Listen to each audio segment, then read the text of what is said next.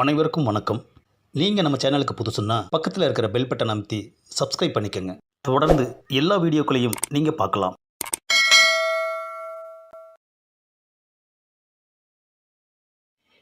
இன்னைக்கு டாக்டர் வர்றதுக்கு மத்தியானம் ஆகும்.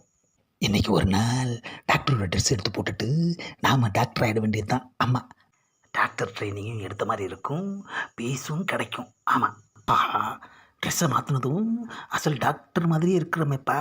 கம்பவுண்டர்னு யாருக்கும் தெரியாது.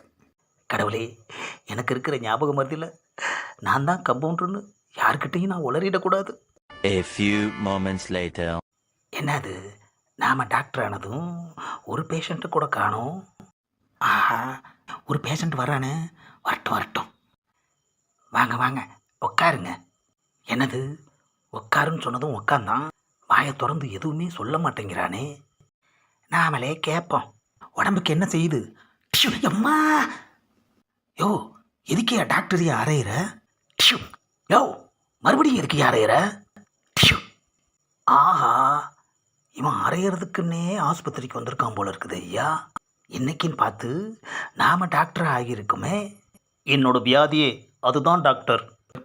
என்னது, வியாதியே அதுதானா? டிஷ்யூ, அம்மா. யாராவது கேள்வி கேட்டால் உடனே அவங்கள அரைஞ்சிடுறேன் டாக்டர்.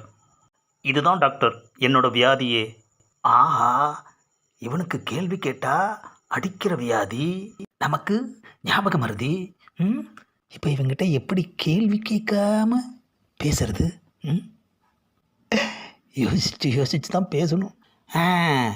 கோபம் வந்தா அரைகிற வியாதி உனக்கு. ஆமாம் டாக்டர். அப்பாடா, தப்பிச்சேன். ஆமாம், எவ்வளோ நாள் இருக்குது இந்த வியாதி? அம்மா, ஞாபகம் மறதியா கேள்வியை கேட்டுட்டேனே ஐயா. இந்த வியாதி எவ்வளோ நாளாக உனக்கு இருக்குன்னு எனக்கு தெரியலையேப்பா. அதை என்கிட்ட கேட்க வேண்டியதானே. ஏன் அரை வாங்கிறதுக்கா? 2 மாதமாக இந்த நோய் எனக்கு இருக்குது டாக்டர். ப்ரெஷரு அதிகமானா இப்படி தான் கோபம் வரும். அதுக்கு நான் ஒரு மாத்திரை எழுதி தரேன். அந்த மாத்திரையை சரியான டயத்துக்கு போடணும், புரிஞ்சுதா? அம்மா, ஆஹா, மறுபடியும் மறதியாக கேள்வி கேட்டுட்டேன் ஐயா. இந்தாப்பா, இதுதான் மாத்திரை. ஏன் டாக்டர், ஊசியெல்லாம் போட மாட்டிங்களா? போட்டுக்கிறியா? அம்மா, அவனாவே கேள்வி கேட்க வச்சு அவனாவே அறையிறாயா. டாக்டர் ட்ரெஸ்ஸை திருட்டுத்தனமாக போட்டதுக்கு நமக்கு தேவைதாயா இது? போட்டுக்கிறேன் டாக்டர். அப்பாடா, ஊசியும் போட்டாச்சு, மாத்திரையும் எழுதி குடிச்சாச்சு. இப்போது பீஸை வாங்கிட்டு இவனை அனுப்பணும். எவ்வளோ டாக்டர் பீஸு? பீஸு 300 ரூபாப்பா. சேஞ்ச் இருக்கா டாக்டர்? எவ்வளோவுக்குப்பா? அம்மா, ஆஹா, முடியலடா சாமி. 500 ரூபாய்க்கு. என்னது 500ரூவான்னு சொல்லிட்டு 100 ரூபாய் கொடுக்குறான்? ஏப்பா, இதுதான் 500 ரூபாயா? அம்மா, யதார்த்தமாக கூட பேச முடியலையா?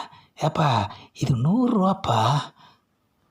இந்தாங்க டாக்டர் 500 ரூபா. பாக்கியை சில்லறையாக கொடுங்க டாக்டர். இந்தாப்பா மீதி சில்லறை. டாக்டர் 10 ரூபா குறையுது. என்னது, குறையுதா? அம்மா, ஆஹா, இந்தப்பா 20 ரூபா. நீ இடத்த காலி பண்ணு. அப்பாடா, ஒரு வழியாக போயிட்டான்பா. திரும்பி வந்துட்டானே. ஏப்பா, எதுக்கு திரும்பி வந்த?